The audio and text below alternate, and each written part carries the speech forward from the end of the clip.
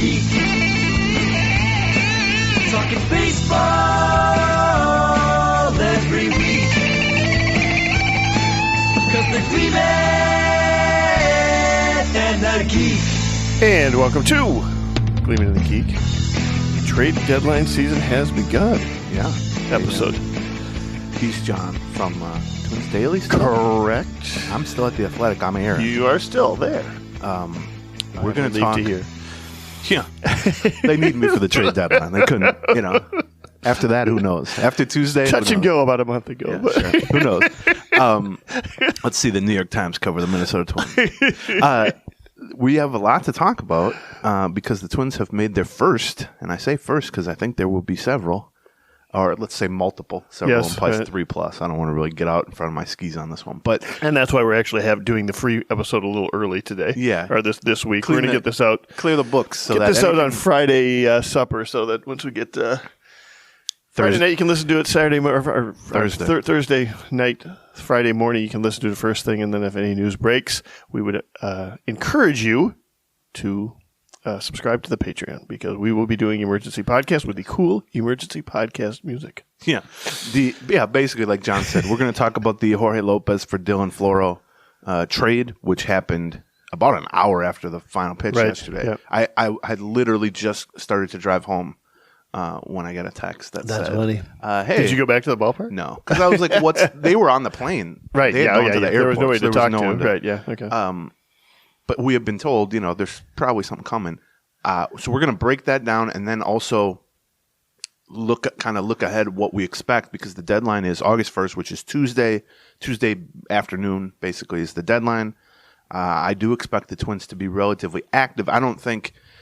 I guess we would. I'm guessing you agree. Would be surprised if they make a significant, like a star level trade, especially given. Yeah, especially given it seems like.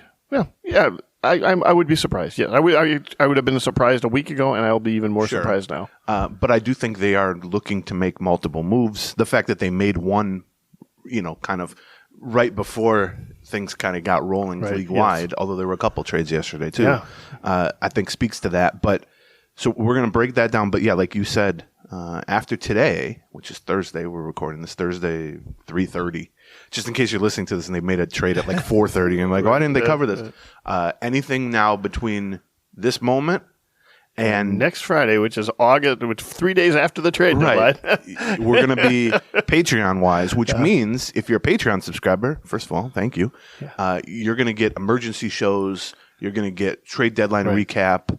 All that stuff kind of as it happens. I mean, if they make 5 trades, we might do 5 shows. If they make no trades, we might do 1 show recapping the whole thing. That'll be Patreon, patreon.com/Gleeman. And when we put out new episodes, they cost you $1. If we don't put out any episodes, it costs you nothing. Right. So sign up. It might cost you $1. It might cost you $5, but those are ones you're probably going to want to listen to. Okay, with that out of the way, I don't know. Should we talk? I'm hesitant. We got to start with the trade. Yeah, I mean, we'll talk. That's going to be the bulk of the show, basically. But also since we spoke, they said officially Polanco was going to rejoin the team on this road trip.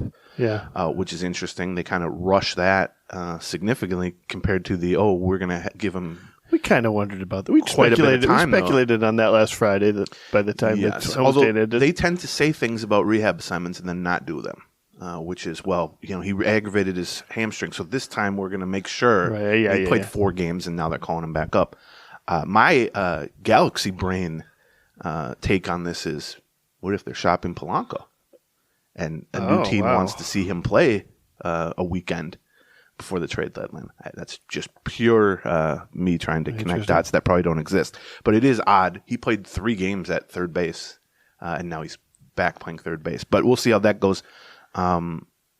Buxton is back from paternity. They've already demoted Trevor Larnach to AAA, back to AAA to make room, which was the expected move. That's the move that he came up for Buxton. It was a 3-day thing. We're going to talk about Trevor Larnach, though, more momentarily as it relates to the trade deadline. Okay, let's just get into the trade that they have made already, which not a shocking trade, although I guess I kind of it's hard to give them credit on the Jorge Lopez front because so bear with me with what I'm trying to lay out here. Okay. that the initial trade for Jorge Lopez, essentially a year ago, at this time, 360 something days ago, was a disaster on all fronts. They thought they were getting not an all-star closer that he had been in the first half. There was some regression expected there, but they thought they were getting a late inning caliber, frontline reliever. I mean, they thought they were getting a closer. Well, right. I just mean, they didn't think he was going to have a 160 ERA for the rest of his life or anything. They had, somewhat realistic expectations based on his first half. Right. But, they put him right into the closer role, and it was completely, it was apparent within like 3 appearances, this is not going to go the way they wanted it to go. Right. And aside from this April, when he threw 12 innings with a 0 ERA, he's been not just bad, but like bad in an unusable way. Like he's hitting guys, he's walking guys, he's imploding. And so they kept dropping him down further and further to the point that of late, he goes on the injured list for mental health break, comes back after the minimum 15 days. A couple of decent outings in there, including actually his last outing was one of his better outings in a long time. It was. But not reliable in the sense that you could even pitch him like in the 6th inning of a tie game or something like that. And so he kind of became a separate entity from the overall bullpen in a weird way. Yes. Where it's like we have these relievers we use, and then when the game is weird or if it's an emergency, we use Jorge Lopez. And I don't know that did him any favors necessarily from like a usage standpoint, but he was horrible down the stretch last year, and then since April he's been really awful this year. And so they botched that trade on all fronts. Yep. One of the throw-ins to that trade, Jenny or Cano, made the All-Star team for the Orioles as a reliever. Yeah. So right there, that's a bad trade. And Cade Povich, who was the lefty kind of the best prospect in the 4-player haul, is borderline top 100 prospect now, and I think probably this time next year we're going to be saying, oh yeah, he's good for the Orioles now as a starter or a potentially multi-inning reliever. That was a bad trade. They thought they were getting a really good reliever in Lopez, and he was anything but the next 2.5 years. Right, and that was why they were willing to kind of pay. I don't want to say a super premium, but why they targeted him for specifically is he was under control for this year and next year. So he was supposed to be part of like a cornerstone of bullpen dominance for the next 3 years. Thought, well, we got him and Duran now in the late innings. We're pretty set there for a while. And we've got a 1-2 punch with Jack's sitting out there as well, and somebody else. Oh my God! Let's go. Right. And so that just didn't happen. And there's no way to spin that as anything but a disastrous trade, coming and going both ways. And it's only going to get worse as Povich reaches the majors and all that.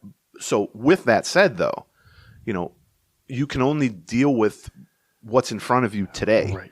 They can't go back and undo that trade. And I think this goes to the sunk cost notion, which is, if I God bless that they understood that that was a sunk cost. And I do give them credit for that because they haven't always been great at that. I mean, there are players on the roster, Joey Gallo, who, and maybe Max Kepler to some regard. I'll be nice to Emilio and won't say him, although I just did. But where they're not always so quick to recognize that it's a sunk cost. We've talked about that quite a bit, actually. And the reason that recognizing a sunk cost is important, I once had a teacher use this analogy on me, which is maybe where my love of terrible analogies comes from. But they said if you buy a hamburger for $10, and it's a great hamburger, but you forget to eat it and you leave it out, and you come back 3 days later and you go, well, man, I spent $10 on that. I should eat it.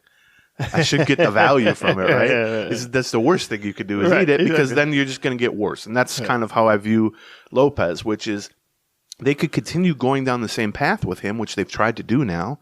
I think they've been relatively forgiving on and off the field for him and have really tried to work with him from an on-field and off-field standpoint. They have tried to work this problem, right? Both sides. I don't think it's through any fault of his. Like, there's no moral failing on his front. But I just saw, and we talked about this 2 months ago. Right. I just didn't see it happening for him here as a late inning guy. I just think from a pitching standpoint, from a off field or mental health standpoint, I didn't see it working. And you could continue to go down that path and try to, kind of step by step move him up from mop up to middle relief to whatever over the next 2 months. I have no confidence in that happening. And then the other thing is, what does next season's team control matter when he's going to make $5 million plus in arbitration, and there's no way they're going to want to keep him for that. And so once that happens, in fact, what my biggest concern about Lopez wasn't just that he was, burning up a roster spot this year, right? And it was that they were going to double down on him, similar to Pagan, right? And where they'll say, "Well, it's only $5 million, and we still have confidence, and really, we want to still recoup value from that $10 hamburger." That was my that was my biggest concern about Lopez moving forward, is that they were going to continue. If the best case scenario is they recognize he's now going to be a low leverage reliever that we're going to be trying to find. Maybe there's an upside play there. You like to have some low leverage guys in the bullpen that you think could eventually become high leverage, right? Whether it's because of stuff or past history or whatever. To me, that should be the only goal of a low leverage reliever is can they become more than that? That's exactly right. That's an absolute necessity and part of the check mark, right? He does qualify for that. And so the thought process was, okay, the most likely scenario is he's a low leverage guy this year. Maybe he ends up becoming a high leverage guy at some point in the season. He puts it all together. But I mean, the odds are, I thought there was a 90% chance that they were not picking up that thing. And frankly, I thought if the 10% was a worst case scenario, not the best case scenario. They're going to get food poisoning from that $10 burger. Right, that's exactly right. By the way, how long ago did I go to college that a $10 burger was like an example of like a decadence? Exactly right, you can't throw away a $10 burger. Meanwhile, you go to Five Guys and they're like $9.50. Exactly right, yeah. So within that, and so the reason I'm giving them credit, now it's damning with faint praise, obviously. Hopefully we've made that clear. But once you determine two things. Once you determine, A, he can't be trusted right now. Right. And 2 months is not that long of a time. Right. And it's very difficult in August and September of a pennant race to find great opportunities for him to have a guy work his way through right. problems, because then if he has a couple of disastrous outings, then what? And so most likely going to be a lot of trials by fire, right? Or nothing, or he's collecting dust basically because they just can't use him. That's right. And so once you determine you don't have faith in him, kind of building up to that, going into like September, let's say, then you can say, well, the 2024 team control has ceased having any value, really, let alone significant value to us. And so once you've determined that, then this trade becomes fairly straightforward, which is 2 months of Jorge Lopez, August and September. Do we think he's more valuable and more useful to us than Dylan Floro? And I think that's a very hard case to make, which is why I give them credit. I'm not sitting here and tell you, we'll talk about who Dylan Floro is, because I'm sure people haven't watched that much Marlins baseball over the years, and he's certainly far from a prominent. Yeah, that's right. Come on, okay, come on. You got scouting report? No, she gave me the finger and walked away. But so we'll go over that. But he's just, I would say, a kind of honestly, like we joked about this, a Michael Fulmer type, right? Which is a decent, high floor, low ceiling, 6th or 7th inning reliever. I tend to call them secondary setup men, which is like you're good using them in spots that matter, just not the spots that matter the most. Right. And even, stylistically, he's a sinker slider guy who does really well against righties. He's not a guy you want to match up against a whole lot of lefties, especially, good lefties, back-to-back lefties and sort of thing. So I think it kind of matches what they did with Fulmer last year, where he's 32. He's got, I think, a 3.17 ERA since 2018 for the Dodgers, and then lately the Marlins. He's set up a lot for the Marlins. He's closed for the Marlins. He's not going to be a guy who's, going to displace Duran or even Jax, but he's a guy who can pitch the 6th or the 7th inning, relatively rubber-armed. He's a veteran. You can try to spot him as much as possible against righties. He's been sort of their backup closer. Yes, for part of although he struggled this year, which we're going to talk about that in a second too. And so to me, you're essentially trading a guy. Now, set aside the track or the background on Lopez, and what you're trading is a guy you don't trust to pitch in anything that matters for, and it's really only 2 months of that, because next year doesn't really matter, for a guy who you might actually trust. And to me, that is just such a no-brainer move. And, it still could go bad. Sure. Floro's... The proof is going to be in the pudding here. Floro's ERA was 4.5 with Miami. Now, we're going to talk about how the secondary numbers there were right in line with his career norms, and he's gotten unlucky and all that, but maybe not. Maybe he's just, there's a sign of him at 32 struggling. On, Or Lopez goes to Miami, and all of a sudden he's pitching like he did in Baltimore, and then all of a sudden next year's team control has value for Miami. I see why Miami would do this, which is Floro's a 32-year-old impending free agent. Miami's on the edges of contention or whatever, and they probably think, well, hell, if we can turn Lopez into anything decent, then we could keep him next year or trade him next year. Yeah. So I get that, but from this Twins standpoint, I honestly think it probably just came down to a simple thing as for the next 2 months, who would we rather have in the bullpen? And I really think it's, after watching Jorge Lopez now for the last 12 months, 50-something innings for the Twins, it's just really difficult to make a compelling case that he was going to be more useful to the Twins over the next 2 months. Now, does that take away from how disastrous the initial trade to get him was? Absolutely not. They should not be taken off the hook from that. But setting that aside, I think this was sort of a nifty little move that I certainly didn't see coming. To be able to take a reliever who has pitched himself completely out of your plans and flip him for a similar reliever. One of the things you're looking for at the trade deadline. Right, exactly. And, I mean... Yeah, if they had made a move for Dylan Floro tomorrow and it was just they traded their number 18 prospect for him, we'd go, it's on the low end of what we were looking for, but that checks the box. This checks that box, and... It opens up a roster spot. You don't have to worry about sending down, some of the other younger guys that you might be. I mean, not that it's going to kill him to put send Josh Winder back down to AAA, right. But Josh Winder pitched well. He did pitch really well. I was shocked. He was very good. Yeah, because he has not been very good. I was really hoping they'd get him the win with pushing a run across in the ninth. That's true. Okay, so a few more things about this trade. This is a front office admitting a sizable mistake, viewing it as a sunk cost, and moving on. Floro is an impending free agent. Now, if they fall in love with him, a 1-year, $4 million deal or something like that should be able to get it done. I think there's a decent chance that throughout the offseason, you and I speak of Dylan Floro in the same way that we spoke about Michael Fulmer. Right. This entire last offseason. Why don't they just re-sign him? Why don't they just re-sign him? Let's throw $4 million at him. I agree. So, like I said, 3.17 ERA since 2018. That's in roughly 300 innings. Pretty consistently been a late inning caliber guy. He's closed 30-something games for the Marlins over the last couple of years. Mostly a setup guy, but this year, if you look, a 4.52 ERA. Right. And I know a lot of Twins fans are going to look at that and say, "Well, they traded Lopez for a guy who is almost as bad as Lopez. Right. What's the deal?" And maybe if he had a 3-something ERA, this trade doesn't happen because Miami's not soured on him at all. But I would say, going a little below the surface on a 4.52 ERA, he's thrown 40 innings this year. He has 41 strikeouts versus 11 walks, which is excellent. That's a great ratio. And even better, he's allowed 2 home runs in 40 innings. Right. So if you have 41 strikeouts and 11 walks in 40 innings and you've allowed 2 homers, it doesn't take a genius level sabermetric analysis to say that's better than a 4.52 ERA. Now, why is his ERA so high? 2 reasons.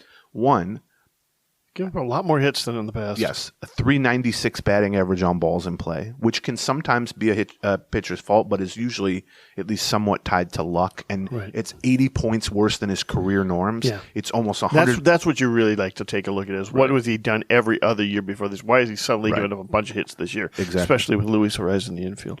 Wow. That was mean of you. But yeah. Yes.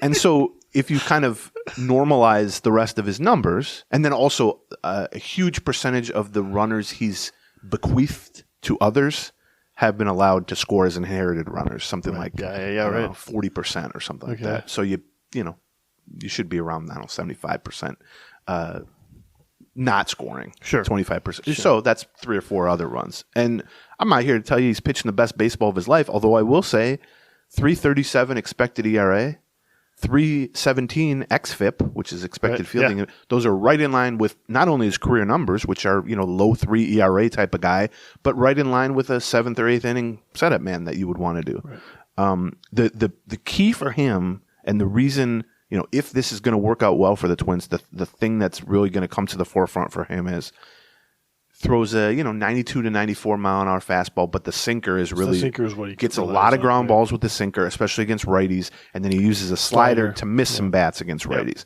And he has allowed, I mentioned he's only allowed 2 homers all season.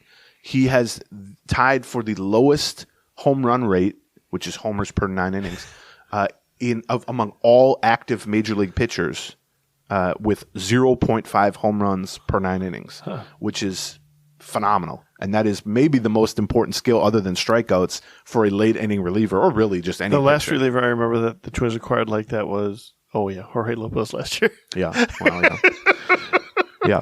Well, I mean, if we're going to say every good reliever is in danger of turning into Jorge Lopez, then you're going to be in trouble on a lot of these.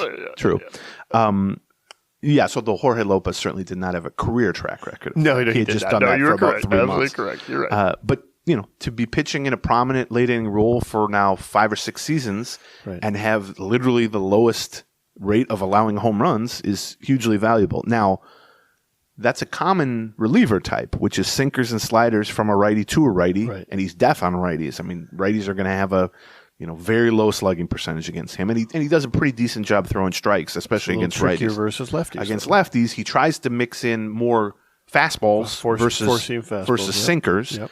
And he tries to mix in changeups instead of sliders. And he's not horrible against lefties, although he's been pretty bad against lefties this year. But he's just not somebody you'll ever want in the 6th or 7th inning, with 3, 4, 5 of a lineup and 2 of those guys are lefties. You would just never choose to match him up in those spots. So they're going to have to be a little bit careful versus, let's say, like Griffin Jacks that you can just plug in against, or Duran, obviously, you can plug in against anybody. But, I think he is such a prototypical, not only from pitch types and stylistically, like we just talked about, but just performance-wise, like a 3.5 ERA guy. He gets a strikeout per 9 innings. He limits homers.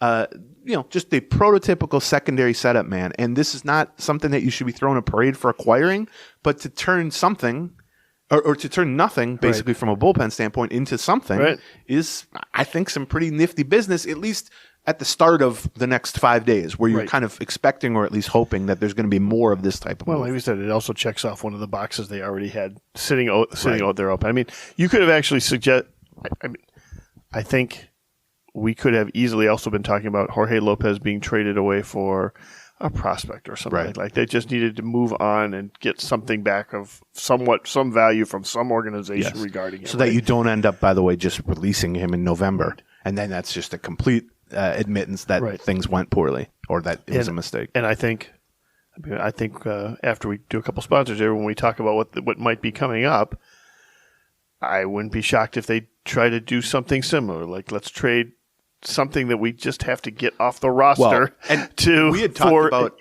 on the hitting side, reliever. When we talked on a couple Patreons ago, we did a whole episode about right-handed bats they could try to pick up. So if you're thinking about Patreon, that one's free. Yes. The archive is free, by the way, if you sign up for the Patreon. Including this last Monday, we talked about all the different relievers they might look for. Yeah. So one of the things we said is, I kind of joked, like, it's a shame they can't just, flip a switch and Matt Wallner is right-handed or Trevor Larnach is right-handed, because it would be nice to trade one of those lefty hitting outfielders for a righty hitting version who isn't necessarily better, is just right-handed. Right. Well, that's kind of what they've done here from a bullpen standpoint. Yeah, right. They've just traded a right-handed sinker slider guy for a right-handed sinker slider guy, but one they can actually use. They feel like they trust him. I had one other thing, and then we'll. In that way, it's a little bit of a challenge trade. This is 2 teams who both have a guy that they feel has underperformed a little bit, and let's swap them and see what happens. Yeah, I mean, like I said, from Miami's standpoint, I do understand the logic of it. Right. I just think that should be irrelevant to the Twins, because the Twins have to deal with their own house, basically. Right. But yeah, I mean, anytime you get major leaguer for major leaguer trades at the deadline, that's a challenge trade.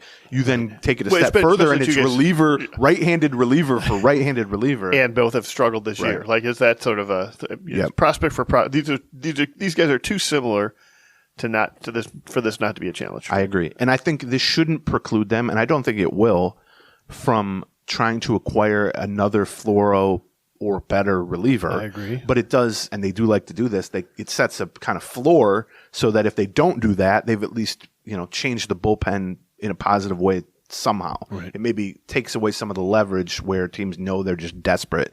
But yeah, I mean, I would say go out and add another one, a Michael Fulmer type, or Michael Fulmer, let's say. The only other thing I would say is like I said, he's a secondary setup man. I think in a good playoff caliber bullpen, I would say someone like Dylan Floro should be like your 4th or maybe your 5th best reliever. And I put them at third. Third's a little. I mean, not a lot of teams have won championships with Dylan Floro pitching the third most leveraged innings. But yeah, third or fourth is not unreasonable. And so the reason I say that is, you obviously have Duran and you have Jax right now as 1-2. Theobar is hoping to join them on this road trip. And if healthy and pitching like he has for the last 3 years, which is a big question mark, admittedly, well, he would slot in there as 3 or 4. And then obviously they're hoping still to get Brock Stewart back, who would slot in there as at 3 or 4. So I do think there's a realistic chance that come, September 15th, let's say, Floro is 4th or 5th on the depth chart. That should be kind of the goal. But the injury question marks make that tricky. I think since the last time we did this free podcast, we found out that both Brock Stewart and Caleb Theobar neither had started a rehab assignment, and they weren't. Has either started a rehab assignment this week? Stewart has not, right? I just said Theobar's joining him on the road trip. But does it mean he's on a rehab assignment right now? Yeah, he's pitched twice already. Okay, that's what I was wondering. He's going to be in St. Louis, like in the bullpen. If they're activated. Okay, all right. Stewart has been throwing, but has not started a rehab. But that sounds relatively close too. But yeah, those are huge question marks. The fact that they're activating Caleb Theobar doesn't mean they should be activating Caleb Theobar, or that he's still got the ability to be a 7th inning lefty. He's 36 years old. But so I think that's kind of what they're mapping out. Obviously, you go out and add another reliever, and you can push some of those guys down. Before we talk about like what's next and some other odds and ends, let's talk about our sponsors. First sponsors, Game Time. We just spent a week watching the Twins, and I had, half a dozen people thank me for their Game Time, for the Game Time app and us being a sponsor because, well, as we'll tell you in a little bit, it's easy to get $20 off your first purchase on Game Time, but also it's just super easy to get tickets and cheap at Game Time. It's a little bit different in that you're like not going to a website. You're downloading an app. Yeah, it's an app. Game Time app. Super easy to use. We've both used it. John's used it quite a bit to get tickets. Exactly. I, of course, refuse to pay at this point to watch baseball games. I only will get paid to watch baseball games. Just kidding. Mostly. But the Game Time app, here's the kind of what they're offering, which is their specialty is last minute and or hard to find tickets. And so if you're a Twins fan and you're at the Loon before the game, and you go, all right, let's head over to the game. Do we want to get some tickets on the way? John, I know, has literally purchased tickets via the app while walking to Target Field. Immediately after this spot, I'm going to tell you where I was when I last used the Game Time app because we're going to be talking about that place. So that's the selling point that they're really good at. And the app allows for that to happen very, very quickly and seamlessly. And it's beyond sporting events. You can get tickets to concerts and stuff the same way. Yeah, we took a look at them for Bruce Springsteen tickets in Philadelphia. So you can snag those tickets without the stress with Game Time. You just download the Game Time app, you create an account, and then you use the code Gleeman for $20 off your first purchase. Terms apply. But again, create an account and redeem the code Gleeman for $20 off. Download Game Time today. Last minute tickets, lowest price guaranteed. The last time I used Game Time, I was at Brixworth. That's a Brixworth Beer Company, which I think a lot of you people know as Darby's. It used to be Darby's. Yeah, in the old Darby spot, North Loop, right by Target Field. Twins Daily had some events there and so on. It's got that great patio that overlooks the I've had beers with train tracks several times. That is correct. So now lots of people have, and lots of people have had beers with me new at the new Brixworth. I got to tell you, it isn't just me that I've taken a lot of friends there because it's one of my new favorite places, and the feedback has always been positive. Brixworth is a brewery, but also a restaurant. As a brewery, they are associated with the same family that does Black Stack Brewing, which one of the best breweries in the Twin Cities, especially known for their hazies, which is why I took Phil Miller there to Brixworth. He loved the hazies. Hazy Phil Miller. He's a hazy guy. He is a hazy guy. But then they also have food. They have this great pizza. They have burgers, which I think people like, but I haven't really had one because I can't not get the pizza. Yes, the pizza is rectangular and really good. The crust a lot of amazing. Traditional kind of pub fare too. In addition to the pizzas, it's one block from Target Field's Gate 6 where you can go in.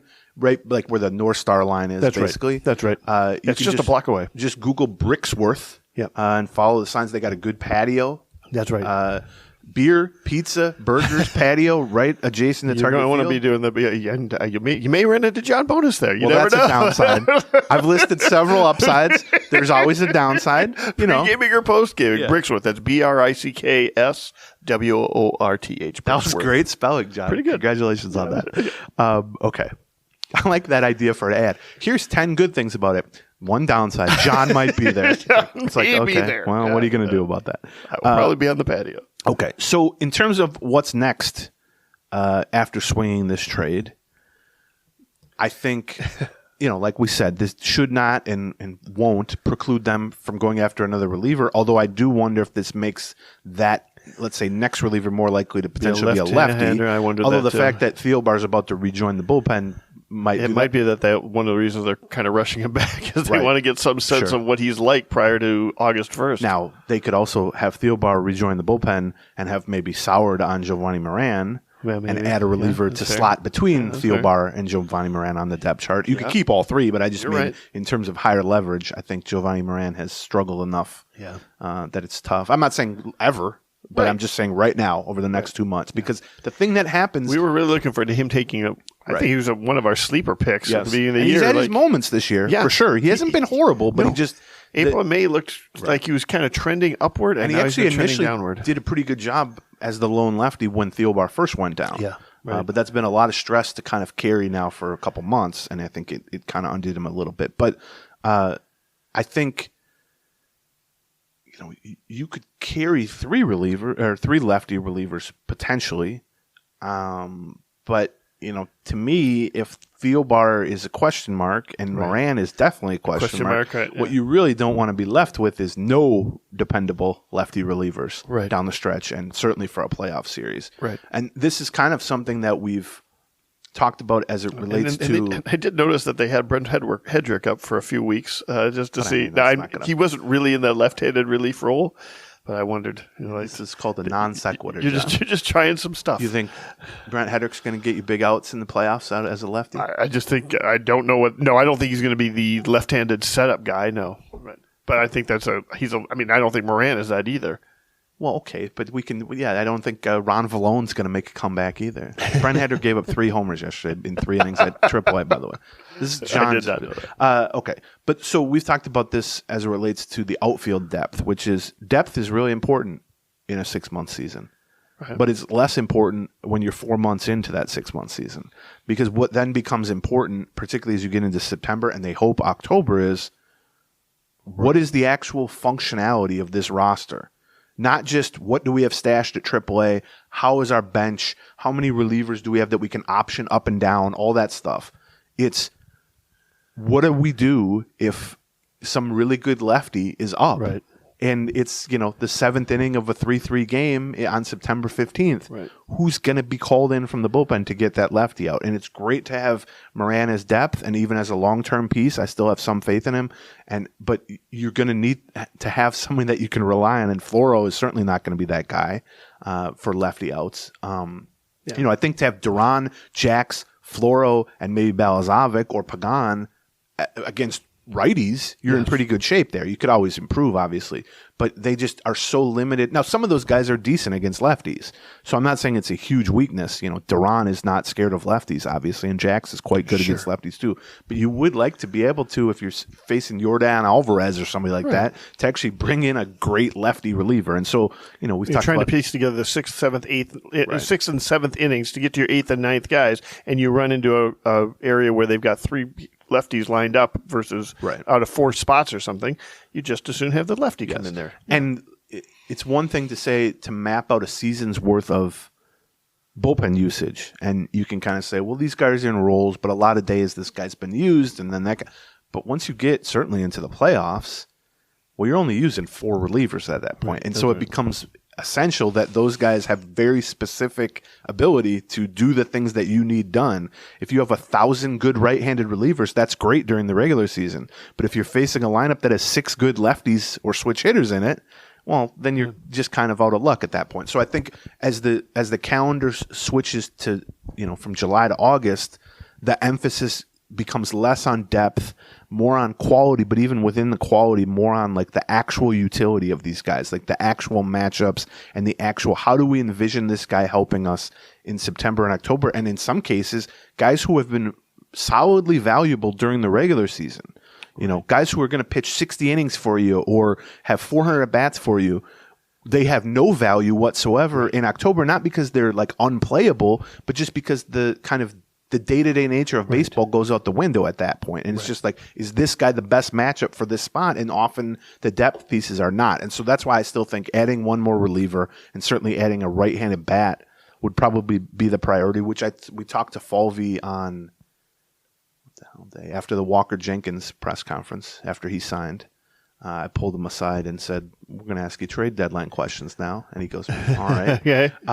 He still had 1 foot on the stage when I bugged him about that. And he kind of confirmed that our sense of their priorities at the deadline, which is, you know, relief pitching, right-handed corner bat, he said that's where we've had the most conversations. But the other thing within that is, well, what are they looking to give up? Now, we saw Lopez for Floro, which is interesting. But, you know, it's always prospects that most selling teams are talking about. Right. But what have we obsessed about all years? They have so many left-handed bats, including Gallo and Kepler in the majors, that guys like Larnach or especially Wallner now aren't really getting full opportunities. Well, other teams can sense that too. It's not just brilliant podcasters who are figuring that out. And so they're starting to get calls on those guys too, which is, hey, you've had Larnach at AAA for better part of a year now. Right. You got plans for him, or is this a guy we could potentially pry away from you for 80 cents on the dollar or something like that? Yeah. And for that matter, if you're not going to play Wallner every day, once Polanco comes back and Buxton's back and everything, well, hell, we'll give you something for Wallner. He could be our fifth hitter for the next 5 years. And I wonder if they are also approaching teams that are, you know, trying to be competitive, that might need a corner outfielder and saying, you know, we trade you Kepler. We'd like back a reliever, right? we'd like back, or do you have a right-handed back like Teoscar Hernandez from Seattle? Cax Mepler, a right-handed hitting identical outfielder. That's right. Yeah, Cap. I like that. Doesn't really make any sense. Like that. And you would maybe toss in Gallo in that mix. But Gallo has been so bad for so long now. I just find it very difficult to believe, other than like a pure salary dump or something, which could be beneficial. They could use that money to bring in somebody else. But I would view him more as, you know, a DFA release candidate than a trade candidate. You never know. It takes one. Right. One team might just go, hell, if you pay his whole salary, we'll take him. Or something like that. But I mean, I looked up the numbers this morning. So he had a good first 3 weeks. Right. We were saying, what a pickup it was. You know, get him off the scrap heap. Joel, his last 70 games, he's hitting 161, and he has struck out in 44% of his plate appearances. That's like, and I'm a guy who downplays the importance and the negativity of strikeouts. Right. But I mean, 44% of the time you step to the plate, you're striking out. What chance do you have at that point? And he's hit 161, which is almost identical, by the way. He hit 160 last year, which was deemed, you know, a career-wrecking year, basically. And he's back at that level. Yeah, the Yankees could use a corner outfielder. Yeah. That would be a fun thing. I think there's a better chance of an NBA team trading for Joe Logan. Possibly a football team. View him as a nice tight end. You're right, yeah. Blocking tight end, sure, possibly. Yeah. So he's hit 168, 668 OPS, and a 44% strikeout rate in 70 games. And I don't think the defense has been that great either. I mean, it's been fine. He's been good at first. He's been okay in the corners. They've played him a couple times now in center, which is a nice option to have. Right. But if he's going to hit worse than Michael Taylor, it doesn't really do you any good to put Joey Gallo out in center. So that's the logjam. Now, me personally, if I were in a room and people were discussing the idea of trading a Trevor Larnach or a Matt Wallner because they are blocked by a Max Kepler or a Joey Gallo, I would hopefully stand up and say, there's something wrong with this picture. Like, we're viewing this from the opposite way. But I will say, within that, Joey Gallo has no trade value, and Max Kepler, by virtue of still being on the roster after 2 years of trade rumors, doesn't have significant trade value. But why is that? Well, sure. That's separate. But what I'm saying is, I mean, believe me, we're on the same page here. Right. But all I'm saying is, well, Larnach might have some trade value. No, I agree. Wallner might have some trade value. Now, you have to balance that against, well, why, like you said, what's the reason they have more trade value? Yeah. Well, because you should be playing them, at least in the future, if not this year. And so, but, I guess I could read I'll read this quote from Falvey that he gave about, teams kind of approaching them. Here's he wouldn't get into specifics, obviously, but he was asked, I might have asked him, I don't remember, about our teams trying to get one of these lefty bats from you. And he said, it's probably the area that gets asked on a lot. Less so that we're focused on selling from it, but other teams look at you and say, okay, you have some good players we like who are left-handed and play the corners, because there are other teams that don't have any of that and they're dying to get some. So it does come up a lot in conversations. We have a high bar for those guys, though, meaning we have a high bar for dealing those guys. Getting value back, right? Right.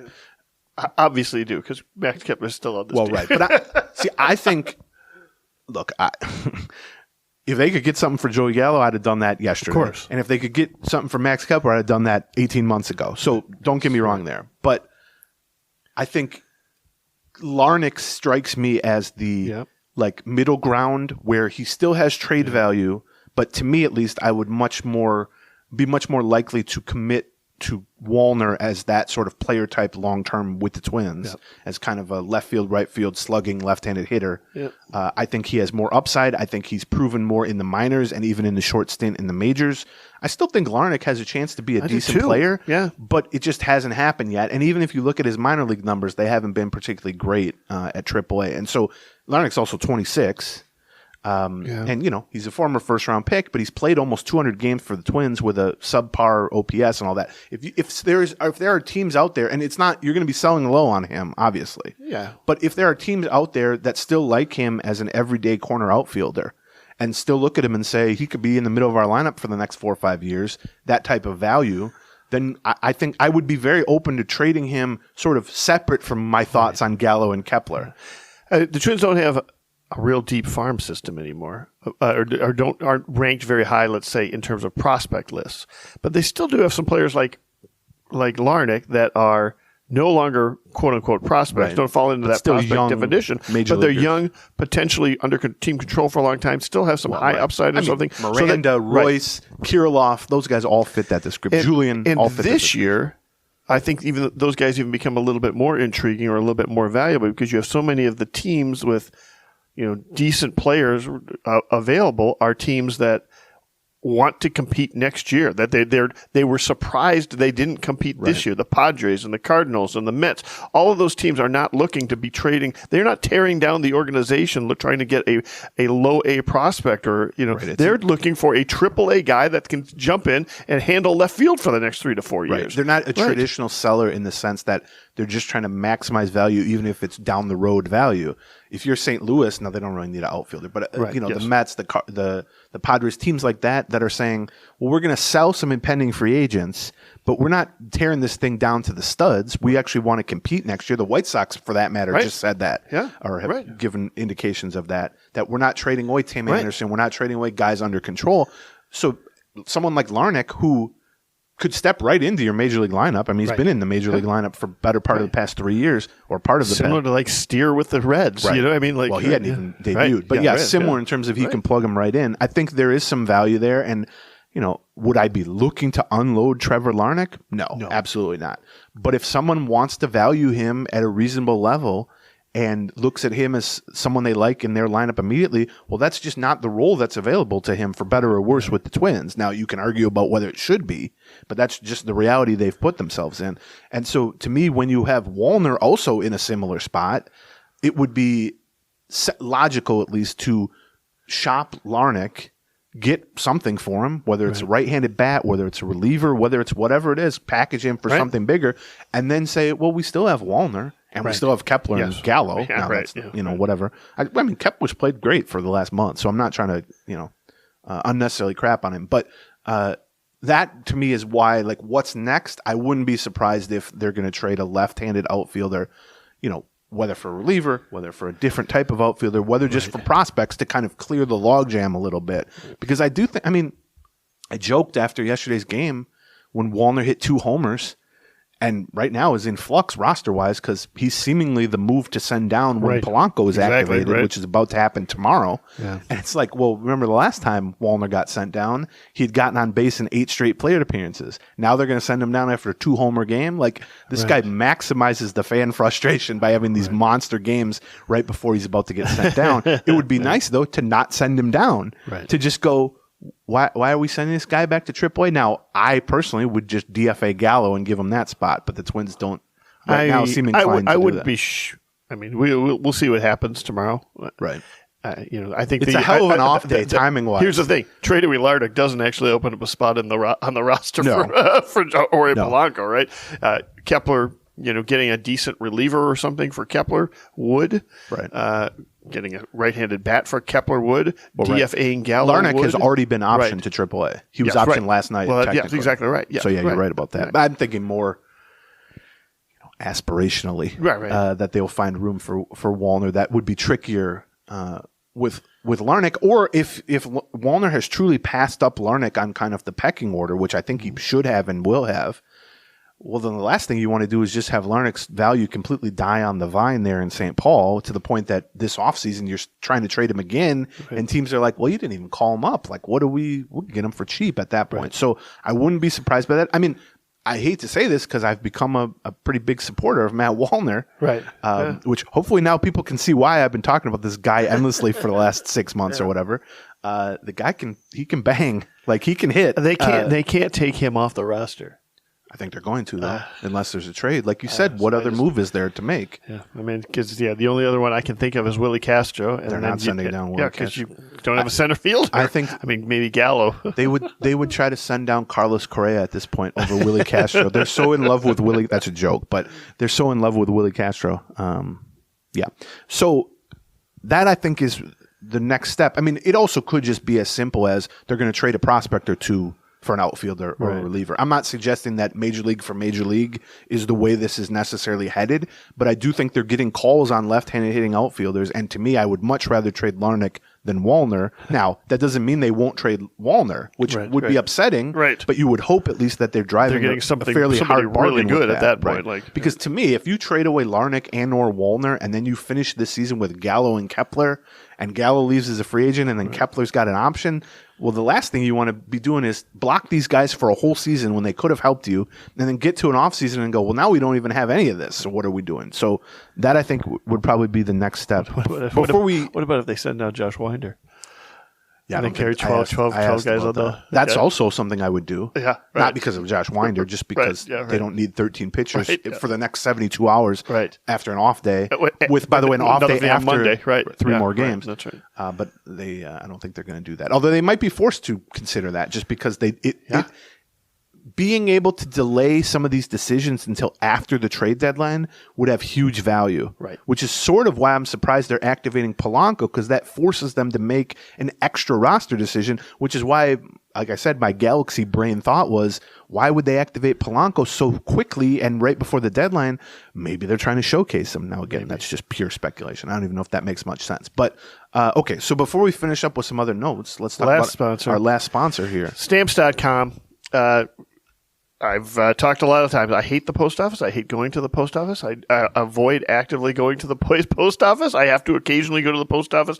I limit my chances to go to the post office no more than a couple times per year. Yeah. Right?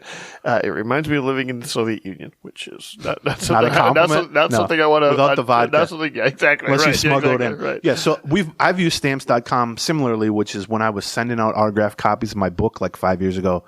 I vastly underestimated the interest in that, and so my whole house became a shipping department. Right. And if I would have had to take 8 books a day to the post office to mail out and get them weighed and put postage, I would have been driven insane or even crazier than I currently am.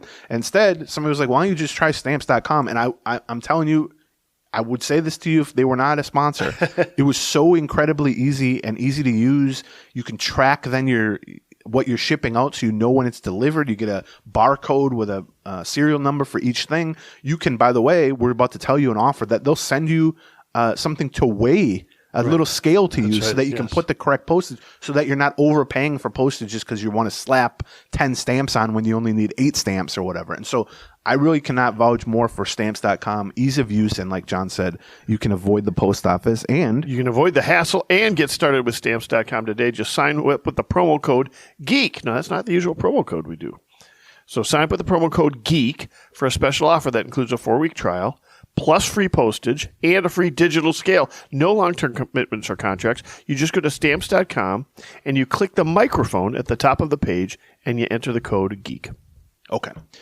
Trying to think what other stuff. We've talked a little bit about the rest of the trade market here. Sure. I just want to make sure quite a bit. I have everything I want to cover here. By the way, reliever-wise, it doesn't really help you in August and September, but I do think now that he's healthy, there's a decent chance that Kenta Maeda could be moved to the bullpen in the playoffs, which he's done before for the Dodgers. Yeah, that's true, too. I think unlike last year when they thought about doing that to bring him back as a September reliever and that was kind of ruled out, I do think that's in play. Although the way he's pitching... He might be one of your Game 3 starters. But I think that's sort of a soft factor then in what they do. Now, you need to get to the playoffs before you can think about that.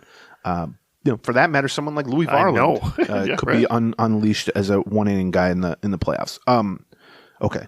One other thing. We did go through all of the relievers on Monday's Patreon. We should mention that. That's also free if you sign up. Yeah, if you're saying they aren't mentioning names. Yeah. We did that. We went through a whole list. We went through the pros and cons. We had Josh Hader at the top. We went through 3 lefty relievers they could go after. We went through another 9 middle relievers that they could go after. Patreon. Right. There's a lot of good stuff on the Patreon. Some bad stuff too, but a lot of good stuff on the Patreon. Fast forward through the WPA discussion on the last episode.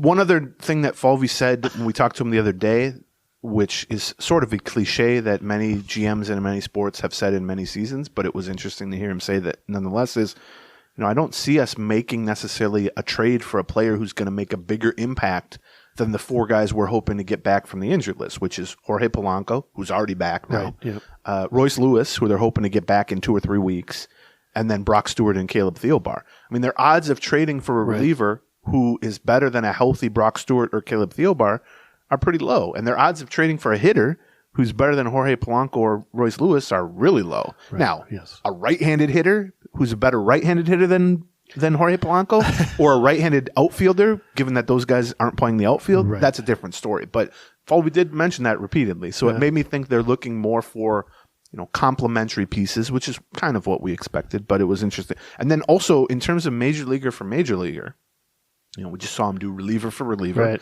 We've talked a lot about Gallo and Kepler. Right. Miranda, while on the IL, is someone they could certainly shop in a deal similar to Larnach. Yeah, you're selling low. Yeah. Another good example. Yes. Of a guy like you talked about. He's not a prospect, but he's sort of a prospect still. Yep. And then for that matter, someone like Farmer, the right-handed bat they need, but they need an outfielder, really. Right. So if some team wants to use Farmer as their starting shortstop or their starting second baseman or something, I think that's a possibility. Okay. So or Willie Castro. Yeah, if you could get Shohei Ohtani for Willie Castro, they might consider doing it. But you're not going to get Shohei Ohtani anymore. No, he's off the market. He's off the market. I thought it was amusing that they announced, okay, he's officially off the market. And I'm like, that doesn't mean anything. No. And then they went and traded for I said, now that means something. Yeah. So they went and traded with the White Sox. The Angels went and traded for the White Sox. Right? With for 2 impending free agents, Lucas Giolito, who's killed the Twins, which we talked about on a couple episodes ago. It's nice to have him out of the division. Very good pitcher. Impending free agent starter. And for Reynaldo Lopez, who is one of the names we mentioned on Monday. Yes, we talked quite a bit about him because he's an impending free agent, right-handed setup man. And we were like, I don't know if the White Sox want to trade with the Twins, but if they're open to it. So that's off the table. The White Sox have some other guys too. Also, the Guardians traded their starting shortstop, Ahmed Rosario, and you might think, they're 2 games out of first place. Why would they trade their starting shortstop? 2 reasons. One, the Guardians have clearly made it obvious over the past 5 or 10 years, they are willing to be both buyers and sellers. Now, they've often done it with pitchers, like a guy, and by the way, if Shane Bieber hadn't got injured, I think they might be looking to do it with Shane Bieber, to cash these guys in a year in front of free agency for big value. And they did it with Trevor Bauer. They did it with Kluber. They're playing the Rays game. is what they do. Constantly refreshing. They're constantly trying to pick up additional years of team control from somebody they think is going to be trending in the right direction. So Rosario was an impending free agent. So instead of letting him walk as a free agent, and he wasn't going to be a qualifying offer guy, and they weren't going to spend $50 million or whatever to re-sign him, get something back for him. But here's the real reason why it's not like a point of celebration for the Twins that they're selling. Ahmed Rosario's been terrible this year. And they have 2 or 3 good young infielders that are going to now step in for him that they've been using in like part-time roles. And so it's very possible by trading Ahmed Rosario, while it sounds weird for a team in contention to trade their starting shortstop, I think they're probably on paper no worse and perhaps better this year and got a couple prospects that they obviously like for the future. So it's interesting, though, within the AL Central. I mean, I'm assuming Kansas City's going to trade whatever isn't nailed down. Detroit, similarly, because they're just done. Right. The White Sox, it sounds already started. But it sounds like maybe only impending free agents. Right, now, they have a couple more of those. But Joe Kelly and Keenan Middleton aren't coming to the Twins, right? At least as far as long as Correa's here, and a lot of their other guys are got a team option for next year or they're signed for a couple years.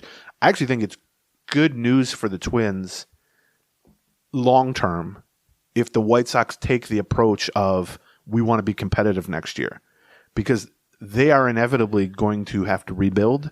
Right. And that is pushing off the rebuild. And the further they push off the rebuild and the more value they allowed to erode via time and team control, the better. I mean, if someone... This is certainly a different pivot than what we thought they were going to do in April or May when they were really brutal. Yeah. We thought we could be looking at a full rebuild. And listen, we are not somebody who advocate for a full rebuild. We don't like doing that. So in that way...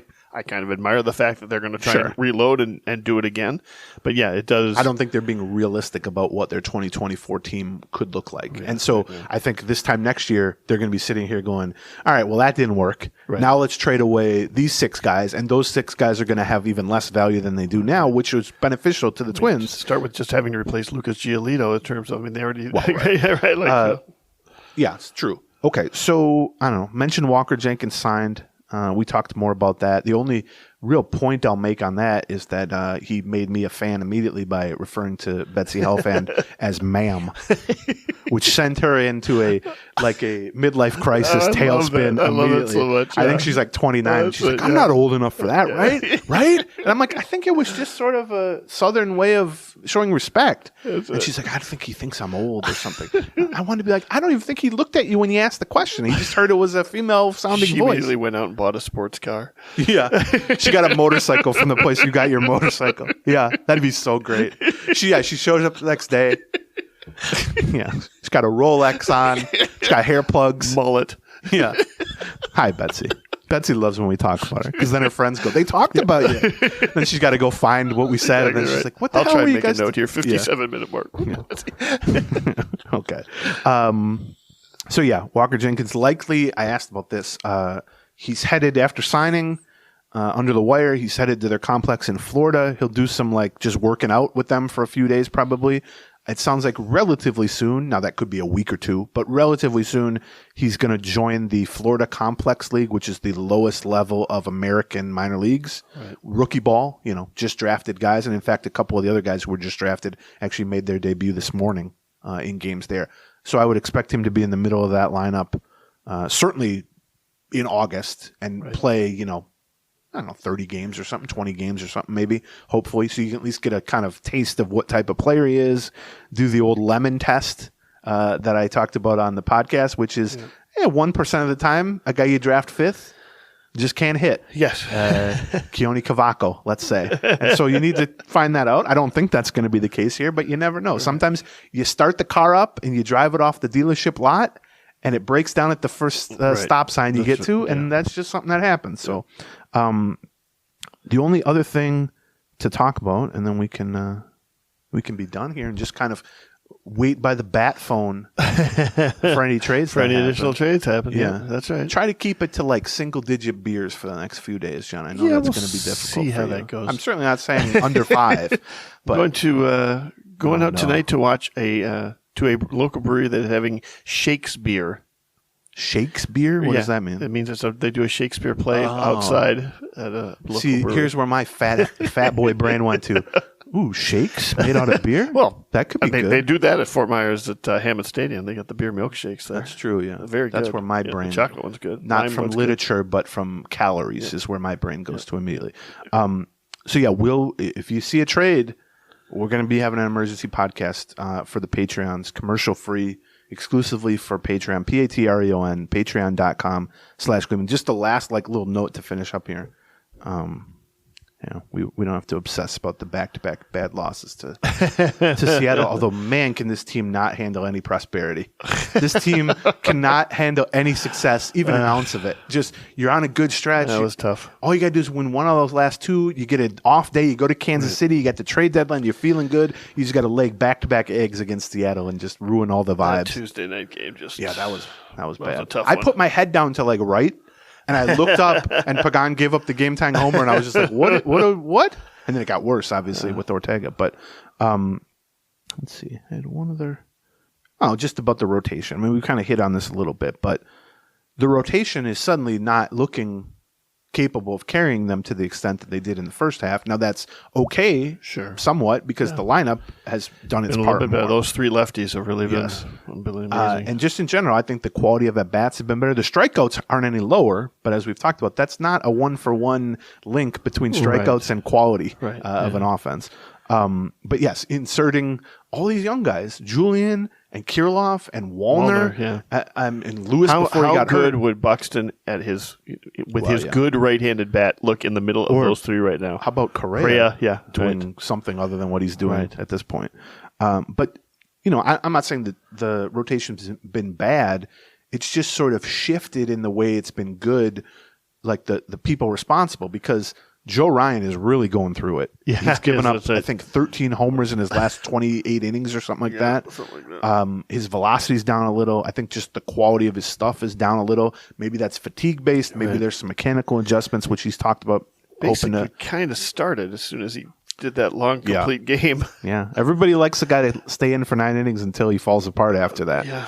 Remember Johan throwing his no-hitter and then was never the same after that. I'm not, he only threw 100. What did he throw? 112 or something like that in the complete game. But he's been a mess since then. Basically, lots of homers. Now, the weird thing is he's missing plenty of bats. He's still getting strikeouts, and he's not walking a ton of guys.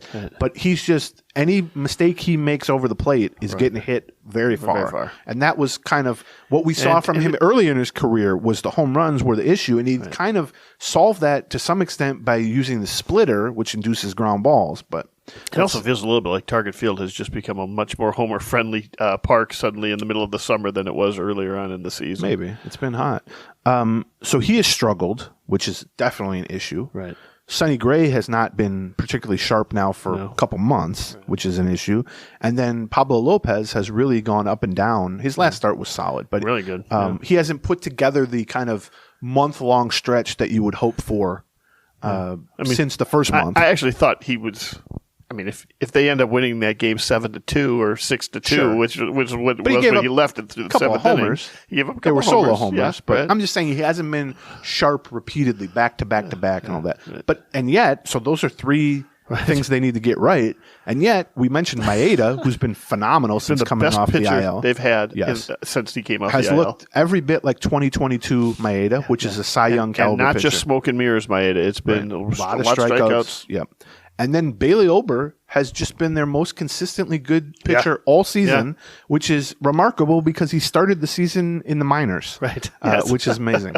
I mean, if you need 6 innings of 2-run ball and you got to bet on one guy to do it, it's become Bailey Ober, honestly. I think that's right. And even when he struggles early in starts, he does not let it snowball. Right. And he has just become such a reliable, every 5th day, keep you in the game, sometimes have dominant starts, but mostly he's just become a good pitcher with good stuff. He misses bats, gives up some homers, but for the most part has done a pretty good job limiting that. And so it's strange that he's been their most consistent guy, no question. It's amazing. Right. And so at the beginning of the year, April, May, it was like, well, Ober was in the minors. Maeda was trying to come back from Tommy John, then had to go back on the IL with arm fatigue, and he had been a mess at that point. All the crap that's gone wrong on the lineup has gone right for the rotation in some ways. For those two, but then the flip side is the three guys who carried you so much early in the season, and we're all looking like all-stars, and in fact, 2 of the 3 did make the all-star team. Now they're kind of faltering. So the overall result is not that different. Right. It's not been as sharp of a rotation, but if you can get Sonny Gray back on track, or you can get Joe Ryan back on track, I think you're still in an excellent spot. And here's the other thing. We talked about kind of how 6-month depth changes when you get to the playoffs.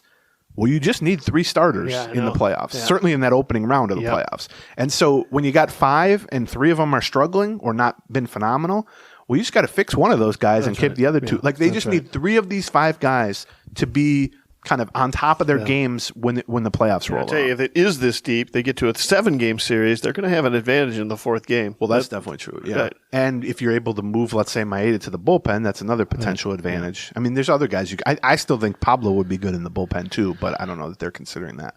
The other 3 don't strike me as great candidates to move to the bullpen, but we'll see. Okay, so thank you too. There's your trade talk. There's your kind of look ahead, which will inevitably be proven completely wrong 45 minutes from now when they do or don't make a trade. Right, yeah, that's right. But again, just to emphasize, anything that happens from the point in 15 seconds when John hits stop through the trade deadline, we will be reacting very quickly, usually. Yep. Via emergency episodes, and then we'll also just have kind of a traditional Monday show or a recap right after the deadline too. Those will all be exclusively available to our Patreon subscribers at patreon.com/Gleeman. We have more signups than we've ever had before. Yeah. We would love to have you join us. Yep. Try it out for the next week. Yeah. If you like it, stick with it down the stretch and into the playoffs, because it's about to get interesting there too. That's right. And if it's not for you, it's not for you. You listen to the free show, whatever. So otherwise, we will talk to you on Friday. Yes. Next week. When we're going to have a lot to talk about. We're going to have a lot to talk about, hopefully. One way or the other. Talk about. Thank you to our sponsors, which are Game Time and Brixworth and Stamps.com. And we will hopefully talk to you no later than Friday next week, but we'd love to talk to you during the week. Stop by patreon.com/Gleeman. Bye-bye. Gleeman